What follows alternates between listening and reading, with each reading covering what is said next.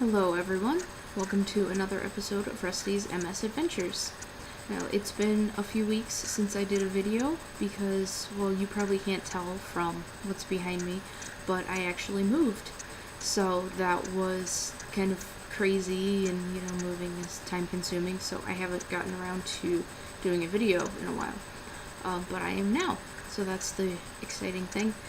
Moving when you have MS has its complications, that's for sure, and that is actually basically what I wanted to talk about in this video. I anticipated some issues with the move, so I made sure to allow myself plenty of time. There was some overlap between the time my currently started and my last one ended, so I had about 2 weeks to actually get everything moved, which was wonderful. It was a big relief to have that extra time. Normally my MS symptoms are pretty under control. They don't affect me that much, knock on wood. As of right now, that's the case. I have some minor vision issues and balance issues. Balance is my biggest problem right now. But, like I said, normally, through the normal course of every day, they're not huge issues, and I don't really feel limited by them so much. Sometimes I have to do things, a little differently than I would normally, but really there's not any huge changes that I need to make in my life right now. But with moving, that was a different experience for me. I would say for the first time in my life, I really felt limited by my disease, by my MS. It created some, like I said, complications that were really uncharacteristic for me, and I don't like that.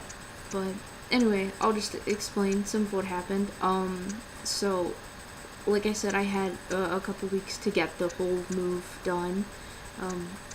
My current apartment is about less than 15 minutes away from my old apartment. So I took some smaller trips, back and forth with, a little bit of stuff, just myself, before the actual, big move where we get a truck and rented a truck and moved the furniture and all that, and I actually had help. So I was making one of those trips just by myself the one weekend, and was about on my 4th trip down to my car. I was carrying these 2 garbage bags, and they weren't very heavy, less than 10 pounds each probably. I was carrying them out to my car, and all of a sudden I just had no strength in my hands at all, and I had to put the bags down, and I was like, that is so weird, because they were fine, 5 seconds ago. And I picked them up, carried them for about 10 feet, and then had to put them down again. These bags seriously felt like they weighed 100 pounds or more. It was crazy. So I had to take them to the car that way, pick them up, carry them 10 feet, put them down, rest for a second, and then continue on that way. So that wasn't fun. By the time I got those bags to my car, I was determined to at least get something out of my little storage unit in my apartment. So I went up to my storage unit, saw these 2, totes that, the one was pretty heavy, the other one isn't, and I stacked them on top of each other, picked them up. I was like, okay, I should be able to carry these no problem. So I started walking with them down the hallway, and literally got 5 feet before I had to put them down. I was like, nope, that's not happening. So again, I had to put them down, take them one by one, carry them about 20 feet, put them down, go back, get the other one, and, go that way the whole rest of the way out to my car, it took about 10 or 15 minutes just to get those stupid totes to my car. And by then I was like, okay, that's enough stuff. I think it's time to go over to the new apartment now.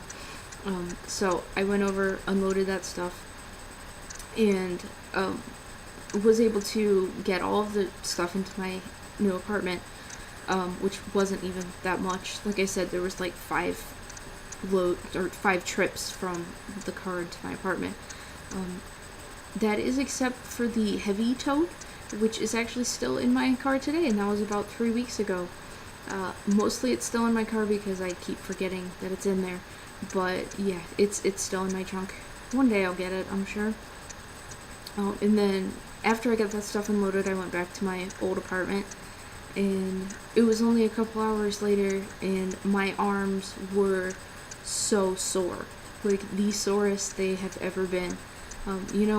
After you haven't been working out for a while and you start like lifting or something, and like that muscle soreness that you experience like the next day, it was like that, only worse than I've ever had.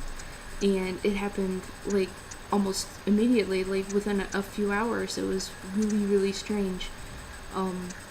So that was my experience of moving things that day.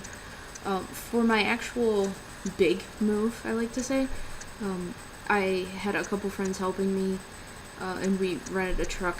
My one friend, such an angel, he offered to rent the truck so I didn't have to drive it, and that was nice, especially since it was snowing that day.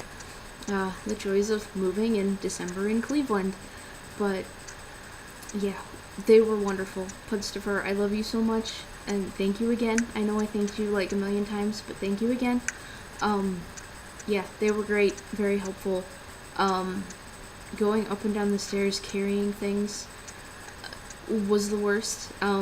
Trying to not lose my balance, and as well as not smash the, whatever I was carrying into the wall and the railing. So thankfully they were great with that, allowing me to mostly just do things on the main floor, like actually taking stuff from the stairway into my apartment. But yeah, so it was interesting. I hope to not have to move again for a very long time. But at the same time, I'm extremely thankful that A, I had plenty of time to move, B, I had wonderful people helping me move, and C, just that I'm all moved now and unpacked. Yay! I'm looking around my apartment and it is all unpacked and decorated for Christmas, which is tomorrow. Yay! Merry Christmas. So I'm very thankful, even though I hated feeling so limited by my disease. There were things I physically could not do that I was able to do the last time I moved, which was like 2 years, 4 months ago. I was able to just go crazy. Then I moved so much and on so little sleep. I literally had a total of 3 hours of sleep in 3 nights. Which is actually being generous. It was probably more like 2.5 hours of sleep, but I would have collapsed and just not been able to move if I tried to do that this time. So I think what I'm going to take from it is you're gonna have to make sacrifices, make compromises when you have a disease like MS. And you may not like it. I don't like it. I hate feeling limited. I hate that I have to kind of come to accept the fact that I have MS. Because like I said, I am normally able to pretty much ignore it, which I am extremely grateful for, and I feel very lucky about that. But this was the time where it really hit me, like, hey, you have MS, and I'm going to have it for the rest of my life. And all you can do is make the most of what you have. And so I think that's what I will take from this, as well as the fact that moving sucks. And you should do it as little as possible in life.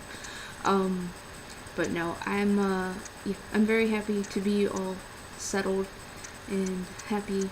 And yay, Merry Christmas. So that's all I got. Thank you for watching. Until next time, take care, Internet World.